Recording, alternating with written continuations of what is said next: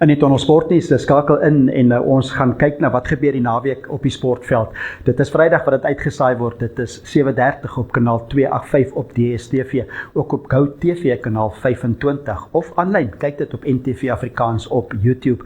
En so dit is in die tunnel. Ons gesels met afrigters, spelers. Ons kyk wat die naweek gebeur en kan dit ook later ook kyk op oneup2.com op die Echo skakel. Klik daarop en dan kan mens van die vorige episodes ook volg. So hierdie week in die program kyk ons na 'n lekker groot rugby derbies. Dit is die Sharks wat tuis speel teen die Stormers. Dis die Lions tuis teen die Bulls. Twee groot wedstryde. Ons hoor wat sê Johan Ackerman onder andere. Ons kyk na Engelse Premier Liga sokker. Praat met 3 afrigters van Manchester United, Liverpool en Leeds. En ons gaan na die tennisbaan hoor wat sê Aryna Sabalenka voor 'n eindstryd. Dit is Saterdag in die Australiese Ope. En ons praat ook golf. Hoor wat sê Brooks Koepka. Hy is weer terug in die PGA. Hy het gesels na sy eerste ronde in daai golftoernooi. So dis lekker sport op in die tunnel. Skakel in. Dis Vrydag.